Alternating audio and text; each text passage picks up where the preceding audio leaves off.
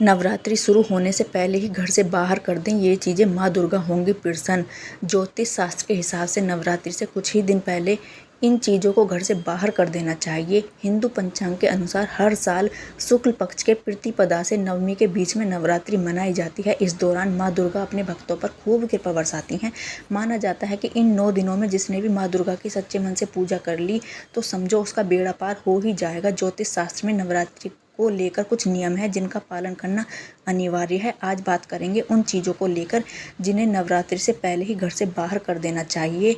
नवरात्रि के बहुत ज़्यादा खास नियम होते हैं, उन्हें तो आपको ज़रूर ही अपनाना चाहिए। इन चीज़ों को घर में बिल्कुल भी नहीं रखना चाहिए वरना आपके घर में बरकत रुक जाती है। इसके अलावा नवरात्रि शुरू होने से पहले ही घर में खूब अच्छी प्रकार से साफ़ सफाई कर लेनी चाहिए। साथ ही कुछ खराब पड़ी चीज़ों को घर का बाहर का रास्ता दिखा देना चाहिए। इसी के साथ नवरात्रि से पहले घर से कुछ चीज़ें लेकर आ जाएं और कुछ चीज़ें घर से बाहर कर दें। नवरात्रि से पहले ही हटाएं ये चीज़ें। शारदीय नवरात्रि में कलश स्थापना की जाती है। इस दौरान अपने घर में कई चीज़ों को हटा देना चाहिए। ज्योतिष शास्त्र के अनुसार नवरात्रि से पहले घर के मंदिर से कोई भी टूटी फूटी या ख़राब चीज़, ख़राब तस्वीर हो उन्हें हटा दें। वहीं अगर घर में कोई घड़ी लंबे समय से बंद पड़ी है तो उसे भी हटा दें, क्योंकि ऐसा करने से आपके घर में राहु का प्रभाव बहुत ज़्यादा बढ़ जाता है। यदि आपके घर में टूटे फूटे चटके हुए बर्तन हैं तो उन्हें घर से निकाल दें।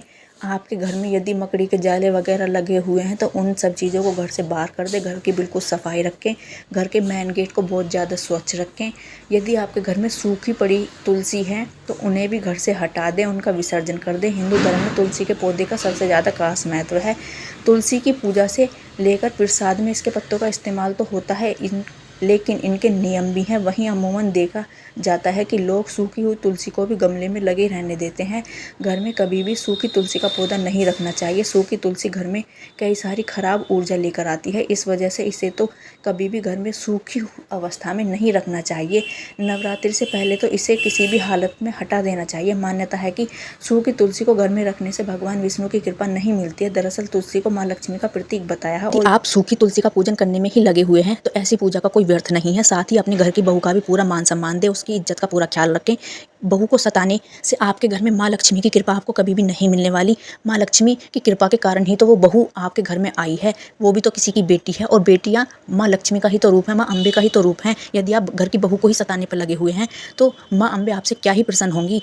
इसलिए इस बात का खास ख्याल रखें। साथ ही घर की बहुएं भी ध्यान दें कि अपने सास ससुर या घर की नंदों को, घर की बेटियों को ज़्यादा सताए ना। उन्हें बेवजह अपने कंट्रोल में रखने के लिए ज़्यादा किसी के साथ अनर्थ ना करें, फिर माँ अम्बे की कृपा आपको नहीं मिलने वाली। यदि आप इन सब से बच के रहते हैं तो माँ अम्बे आपकी झोलियाँ भरेंगी, आपके घर को खुशियों से भर देंगी। बोल सच्चे दरबार की जय।